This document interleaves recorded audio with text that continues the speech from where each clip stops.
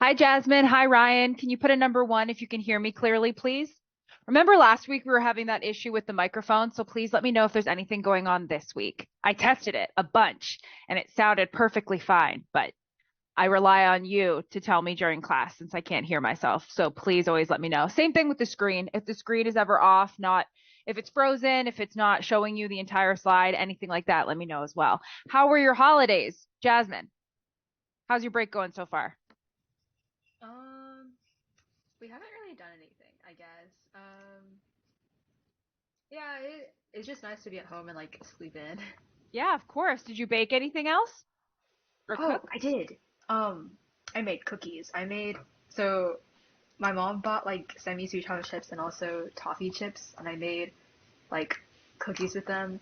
And it was supposedly only supposed to make like 40-ish cookies, but somehow I ended up with 70, so that was really nice. Wow, what did you do with all of them? Um, I think we gave some to my friends as their Christmas gift, and then I've just been eating the rest.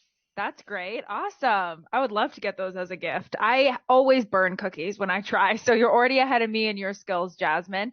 Ryan, can you try saying hi on the mic? See if it's working this week.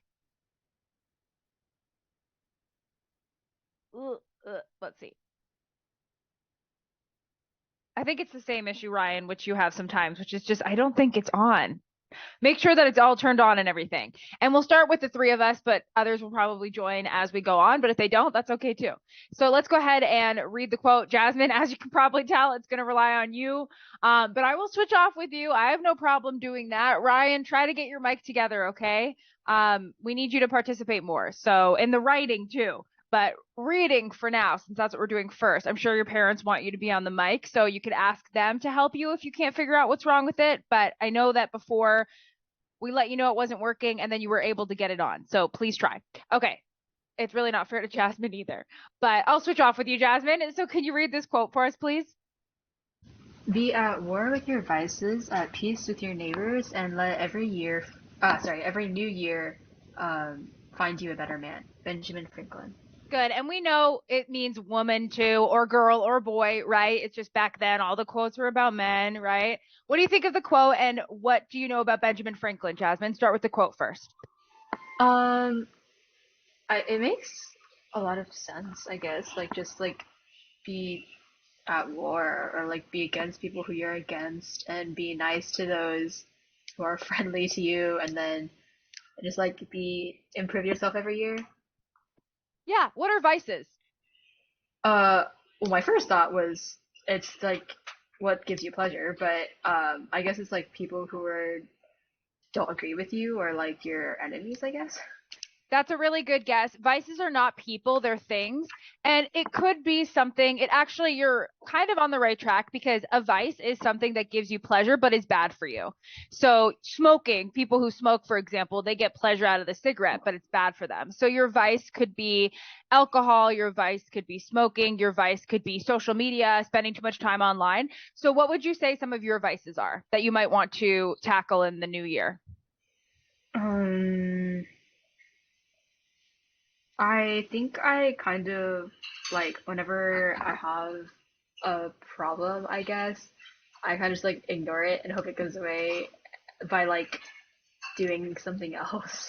Well, that's like a problem, but I don't know what I do exactly. I guess um, Well, would you consider that procrastination?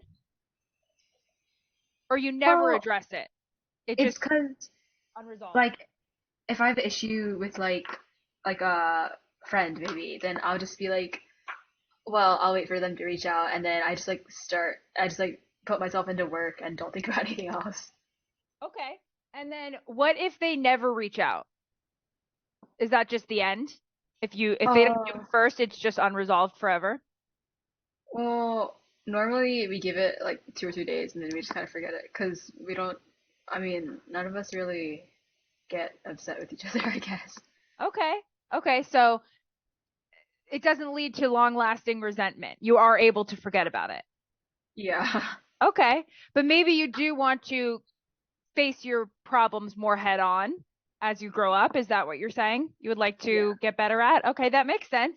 I think when you're young, a lot of people deal with their problems that way. If I ignore it, it'll resolve itself. And that's not the best way. We know that, right? Because even if it would be better if you and your friends were mature and talked it out, and you never know, someone could still be upset about that problem, but acting like they're okay. So it is better to address it. And some things don't need addressing. Some things were maybe just like heat of the moment, kind of silly arguments that do just fade from everyone's mind. But it is nice to check in with that person too, especially if you care about them, just to make sure that you're on the same page about it being over with. Jasmine, what do you know about Benjamin Franklin? He's a he was like a founding father, and um he was like a diplomat to France, I think, or he stayed a long time with France, and then apparently the ladies found him really attractive there, and then he came back to America for like the war, and then he did like inventions and things. He like did the lightning rod and also the battery, and he cooked a chicken or a turkey once with the battery and then like fried it. That's a And then lot. Yeah, keep going. oh, he also invented like the swim paddle and the swim fins. Awesome. I did not know that part about the ladies in France. So that's new information for me. But I think people have like a very positive feeling when it comes to Benjamin Franklin. It's kind of unsure why, but I think he's sort of like this wacky figure from history who is like out on his balcony with the key on the lightning rod, right?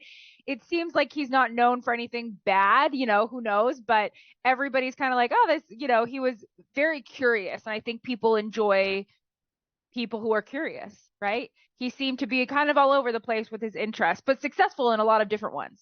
So I'll read this page. Ryan, let me know if you get your mic back on.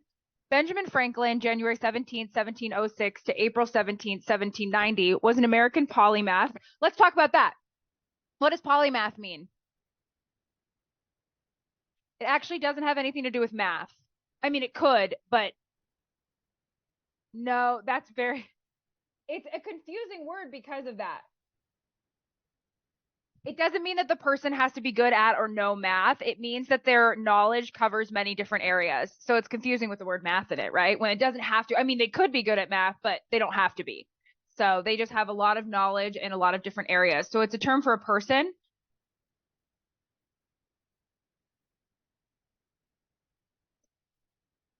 And this could include or not include math, who was active as a writer, scientist, inventor, statesman, diplomat, printer, publisher, and political philosopher. Among the leading intellectuals of his time, Franklin was one of the founding fathers of the United States, a drafter and signer of the Declaration of Independence, and the first postmaster general.